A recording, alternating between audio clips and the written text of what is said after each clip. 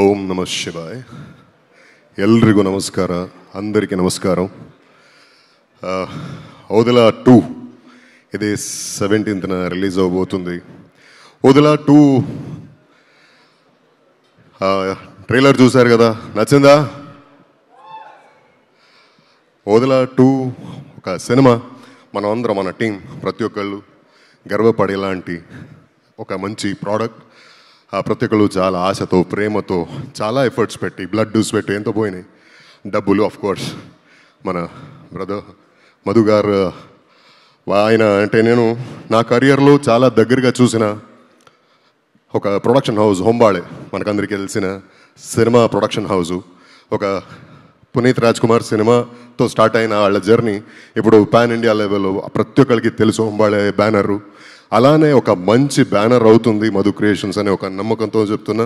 Congrats to you brother Madhu గారు. అంత కన్విక్షన్ను, అంత ప్యాషన్ను. సో ఆ సినిమా అంటే దేంట్లోనూ కూడా కాంప్రమైజ్ అనే మాటే లేదు.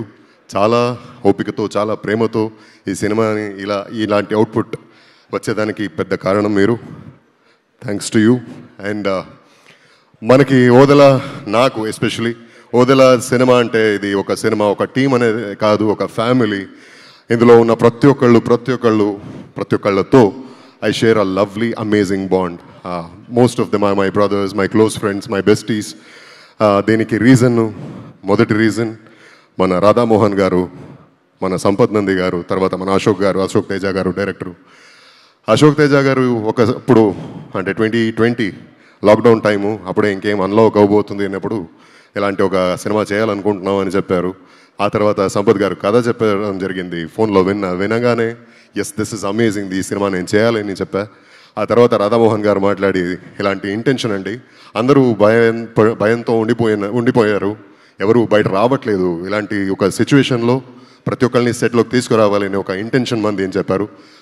అలా ఓదెలా రైల్వే స్టేషన్ సెట్ అయింది, తెరకెక్కింది. And it was meant to be OTT flick.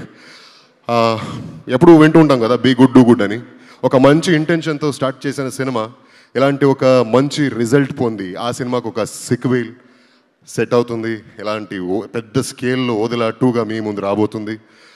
దీనికి మేజర్ బేస్డ్ ఆన్ మన సంపత్ నంది గారు. ఆయన సినిమాలు మనం చూసాం, చాలా సినిమాలు చూసాం. ఆయన రైటింగ్ తెలుసు, డైరెక్షన్ తెలుసు. బట్ ఈ సినిమాలో ఇన్ని సంవత్సరాలకి ఆయన చేసిన సినిమాలు ఒక ఎత్తు అయితే Odela 2 is all the new level. ఇది ఒక డిఫరెంట్ డైమెన్షన్, డిఫరెంట్ యూనివర్స్ అండి. ఇలాంటి ఒక మంచి స్క్రిప్ట్ రాసినందుకు, ఇలాంటి మంచి అంటే ప్రతి ఒక్క డైలాగ్, ప్రతి ఒక్క క్యారెక్టర్ ఇందులో ఉన్నది అద్భుతంగా. అది ఎలా రాశారో, ఎలా కాన్సెప్చువలైజ్ చేశారో ఆయనకి ఒక పెద్ద థ్యాంక్స్ చెప్పాలి. Kudos to you Sampath Nandi గారు.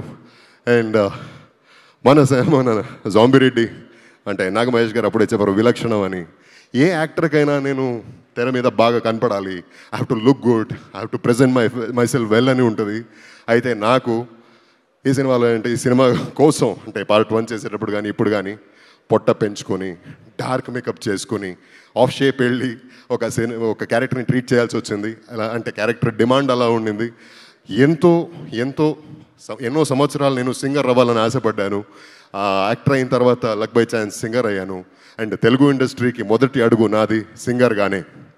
అండ్ సింగర్గా ఎంటర్ అయిన నేను ఇలాంటి మంచి సినిమాలు, మంచి క్యారెక్టర్స్తో ఇక్కడ వచ్చి ఈ స్టేజ్ మీద ఇప్పుడు మాట్లాడుతున్నానంటే దానికి నాకు వచ్చిన క్యారెక్టర్స్, దాన్ని రాసిన డైరెక్టర్స్, రైటర్స్, వాళ్ళకి థ్యాంక్స్ చెప్పాలి.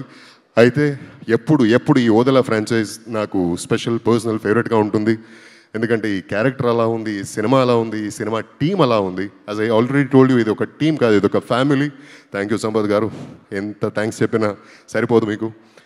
అండ్ ఇలాంటి ఒక సినిమా అంటే మనకి ప్రతి ఒక్కరికి ఒక్కొక్క జానర్ ఫేవరెట్ అని ఉంటుంది. మల్టిపుల్ జానర్స్లో వేరే లెవెల్లో మిమ్మల్ని ఎంటర్టైన్ చేయబోతుంది. So be sure you will love it.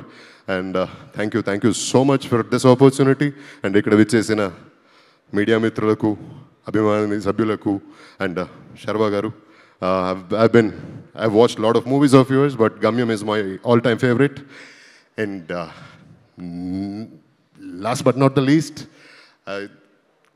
the heartthrob, the beauty, the Milky Beauty. But the Milky Beauty, Glamour Queen, whatever, అది వేరు. ఒకవైపు అయితే ఈ సినిమా వల్ల ద పవర్ హౌస్ తమన్నా గారు. I loved every bit of every second of working with you, and that professional, that amazing talent you are. I am glad to have worked with you. ఈ cinema మిమ్మల్ని తమన్నా గారు అంటే ఒక ఆ beauty కాదు, ఒక డివినిటీతో మిమ్మల్ని ఆకట్టుకోబోతున్నారు. And wait for it, brace yourself. Thank you so much. Vashishta garu, ఒక క్వశ్చన్ అండి.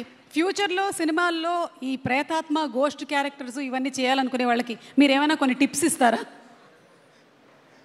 కండిషన్ పెట్టేయండి, అందమైన గోస్ట్గా ఉండాలని, లేకంటే ఇలాగ పొట్ట పెంచుకొని చెయ్యొద్దు. బట్ యా, అలాంటి రైటర్ ఉంటే అసలు ఏం అడగొద్దు, వెళ్ళిపోండి. Okay, one dialogue from your side. మూవీలో మీరు చెప్పినటువంటి ఆ డైలాగ్ ఏమైనా మా కోసం ఈరోజు ఉండండి. అది చాలా భయంకరంగా ఉంటుంది, నేను కొంచెం దూరంలో ఉంటాను. Okay, ready? వస్తోంది. ఎస్. సచ్చిన సవాల కాడ కాపలా కాసి కుక్క, చిప్పబట్టుకొని అడుక్కు తినే బిచ్చగాడు, పాములు పుర్రెలు మేల్లో వేసుకుని పెయ్యంతా బూడిద పూసుకొని ఒంటి నిండా సరిగ్గా బట్టలు లేక అన్నంగా తిరిగే బైరాగిగాడు ఆడో దేవుడు, ఆడిని గొలిచే నువ్వు శివ సత్యవా? Oh my god, thank you. మీకు విడిగా డిటిఎస్ అక్కర్లేదండి, డిటిఎస్ ఎఫెక్ట్ అక్కర్లేదు. ఆల్రెడీ మీ వాయిస్ లోనే ఆల్రెడీ ఒక బనియన్, ఒక లుంగితో సినిమా గడిపేశారండి. బడ్జెట్ సేవ్ అయింది అక్కడ. మళ్ళీ డిటిఎస్ గురించి మాట్లాడదు.